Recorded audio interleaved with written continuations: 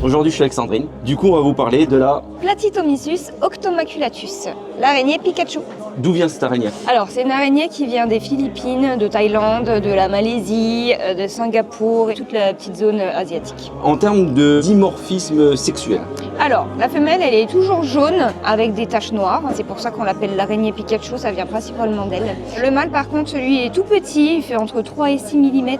Il est rouge, voire brun. Et en fait, il est très peu importé parce qu'il n'intéresse pas les importateurs, tout simplement. La femelle, elle peut faire entre 1 et 2 cm de corps. En termes de comportement. Le comportement de chasse, il est assez intéressant. Donc, c'est une araignée qui chasse à l'affût. Comme Pikachu, du coup, elle fait des attaques éclairs. Donc, elle attaque sur le côté, donc latéralement. C'est une prédatrice, donc elle va vraiment faire une chasse en embuscade. Elle va s'immobiliser, attendre que ça passe devant et clac. Elle lève les pattes là. Ouais, là, elle est en mode de défense. Là, regarde si je fais ça. Est-ce que ça mord? Alors, On peut se faire mordre. comme toutes les araignées, ça peut mordre.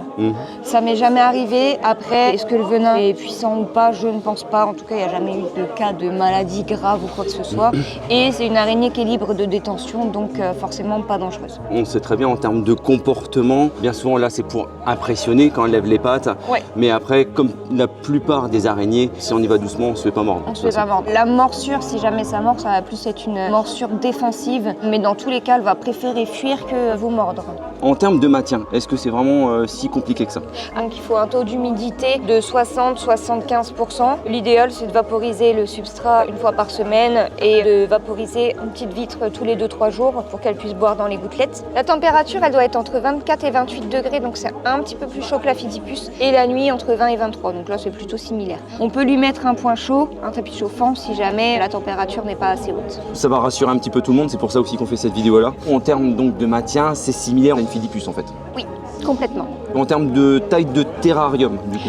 Alors le terrarium, nous on préconise 15-15-15, donc c'est un cube. On peut mettre aussi 20-20-20, mais comme c'est une araignée qui reste souvent immobile, c'est pas forcément utile. Pour l'aménagement, il lui faut un substrat naturel, donc la terre de coco c'est très bien. Des plantes naturelles, c'est important parce qu'elle va se cacher sous les feuilles. Des petites branches fines, et il faut qu'elle ait aussi une zone dégagée, ce sera sa zone de chasse en fait. Elle doit avoir une petite zone dégagée pour pouvoir tendre ses embuscades. C'est dans un néo là, de chez nous, de chez Dédipus. Et en termes de déco, on a donc une plante naturelle et de la mousse, ce qui permet donc de ramener un taux d'humidité un peu plus important. Exactement, ça va maintenir l'humidité et l'entretien sera beaucoup plus simple du coup. Là, c'est important, c'est vrai que c'est le taux d'humidité qu'il faut pouvoir stabiliser grâce aux plantes, grâce à la mousse naturelle. Oui. Donc en termes de nourrissage, qu'est-ce qu'on lui donne? Alors comme toutes les araignées, ça mange des proies volantes, des mouches, c'est ce qu'il y a de plus simple. On évite les grillons et les blattes, c'est une araignée qui est plutôt fragile et qui ne saute pas. Elle va vraiment rester en hauteur, donc l'idéal c'est d'avoir une mouche qui va aussi aller en hauteur et qu'elle puisse trouver facilement. Donc les proies volantes, c'est ce qu'il y a de mieux.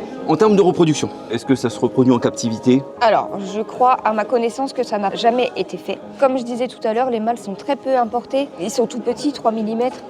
Donc voilà, du coup c'était une vidéo qu'on trouvait super intéressante à faire parce que on avait souvent des questions par rapport à cette araignée là et on trouvait donc ça super important à la faire pour rassurer tout le monde que c'était une espèce très simple, très intéressante aussi et originale avec son jaune et noir qui attire vraiment. Donc c'est vraiment une petite araignée crabe en fait. Pour les personnes qui ont des Phédipus, ça peut être intéressant du coup à avoir dans l'élevage pour avoir quelque chose de différent de la Phédipus par exemple. Différent mais avec un élevage similaire, donc pour les débutants c'est parfait. Ça peut être l'étape d'après la Phédipus.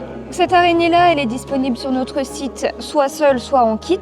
N'hésitez pas à venir nous suivre sur tous les réseaux sociaux, donc tout ce qui va être Instagram, Facebook, TikTok. Si vous avez la moindre question, n'hésitez pas non plus à venir sur Instagram, par mail ou par WhatsApp, venir poser vos questions. On sera là aussi pour vous rassurer et vous accompagner, comme d'habitude. Et vous pouvez aussi venir nous voir en bourse. La liste, elle est épinglée sur notre page Instagram. Merci d'avoir suivi la vidéo jusqu'au bout. On se retrouve pour une prochaine. À très bientôt.